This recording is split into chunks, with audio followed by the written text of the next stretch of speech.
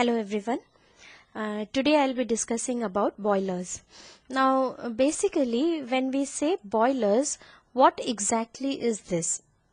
Now we have heard of steam turbines, we have heard of steam power plants.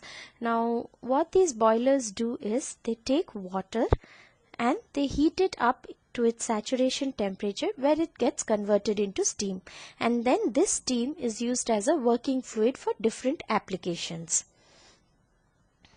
Now since this is a device that generates steam, it is also called as steam generator. Now, how do we exactly define a boiler? We can define it as a closed metallic vessel in which water is heated beyond its saturation temperature, that is its boiling temperature, by the application of heat energy liberated by the combustion of fuels in order to convert it into steam. As I have already said, the main function of a boiler is to supply steam at a required constant pressure with its quality, or we can say with its condition, as either wet, dry saturated or superheated steam. Now this is what a boiler exactly looks like. Now if you see the left hand side, it's a schematic diagram of what happens in a boiler actually. Now the lower portion of the boiler, it's a metallic vessel, so it is contained with water to a certain level, and there is a gap to its outer shell. Now this space is called as the steam space, which is above the water surface and helps to store the steam in that area. Now when heat is supplied, or when there is heat that is made to pass through the boiler walls, this water starts boiling, and then as it reaches its saturation temperature, the surface layer of the water gets transformed into steam, and then this steam is taken out for its various applications. Now if you see the right hand side of the drawing, it shows a typical boiler model, a metallic model wherein water will be supplied and then the steam will be produced from it. Now there are two types of boilers. We have fire tube boilers and we have water tube boilers. Now what is this fire tube and water tube boilers? Now by its name itself, let us now just focus on fire tube boilers. Now when we talk about fire tube boilers, from its name itself it says fire tube. That means the hot flue gases which acts as a heat energy, which supplies the heat energy for the water to form steam, flows through tubes. You can clearly see that through tubes the hot flue gases flow in, and then the water surrounds these tubes. Now as the hot flue gases flow through these tubes, due to exchange of heat energy, this water reaches its saturation temperature at certain time at constant pressure, and then it gets converted into steam.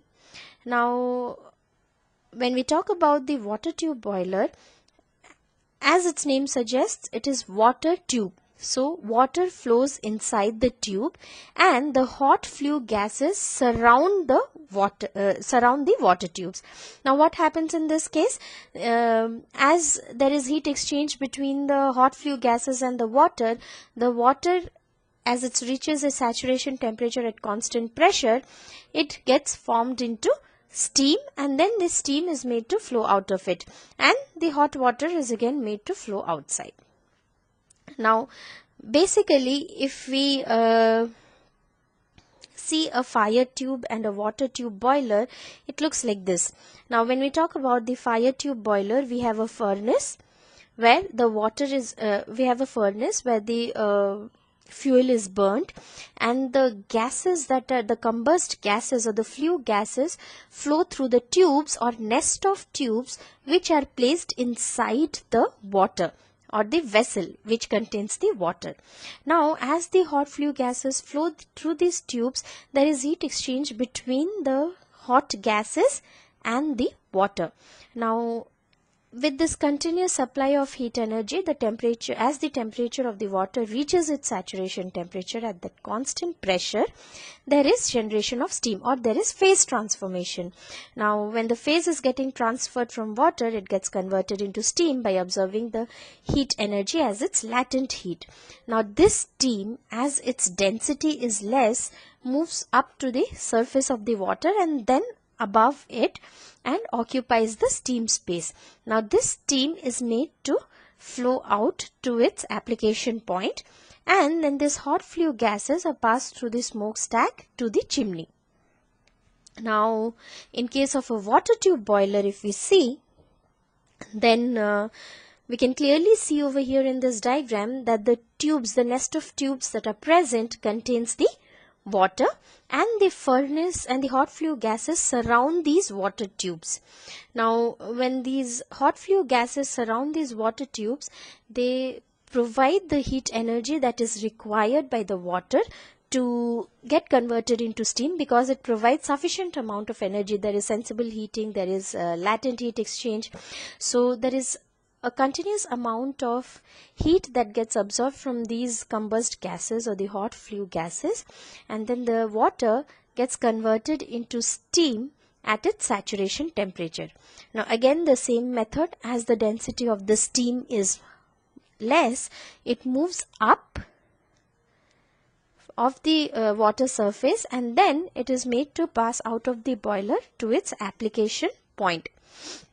Now generally when we talk about fire tube boilers, we say that the hot flue gases produced by the combustion of the fuels are led through a tube or nest of tubes around which the water circulates, as shown in the figure. Whereas in case of water tube boilers, we say that the water circulates inside the tube while the hot gases produced by the combustion of fuels pass around them externally.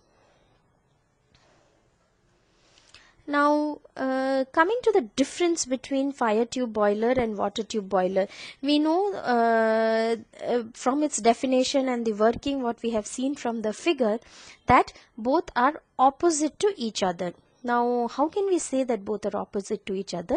Because in fire tube, the hot flue combust gases passes through the tubes and water surrounds and water is surrounding these tubes, whereas in water tube boiler, the water circulates in the tube and the heated flue gases or the combust gases surrounds these water tube. Now coming to firing, what do we mean by firing? Now this firing means igniting the furnace or producing the heat that is required for this steam formation. So we say that in fire tube boilers, these are internally fired. Why do we say internally fired? Because inside the boiler shell we have these flue tubes. So these flue tubes house the furnace, so we say that they are internally fired. Whereas in case of water tube boilers, they are externally fired, because the water tubes are present outside the boiler, and then the heat that is required for this phase transformation is given, which is there is given by the furnace, which is there outside the boiler. So it is said to be externally fired. Now steam pressure. Now what is the steam pressure? Now it is the pressure at which the steam can get generated. So basically the fire tube boilers are low pressure steam generating boilers. Now it can generate pressure, it can generate steam up to a pressure of 15 bar. Whereas in case of water tube boiler, it is capable of having of producing high pressure steam up to 20 bars. But a high capacity boiler of a water tube, high capacity water tube boiler can produce steam up to a pressure of about 40 bar, and where you can have a steam generation rate as high as 4000 kg per hour. Now coming to steam generation rate.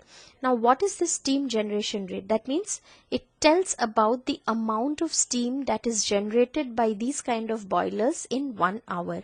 When we talk about a fire tube boiler, it is 8500 kg of steam per hour, whereas in case of water tube boiler, it is 2000 kg of steam per hour.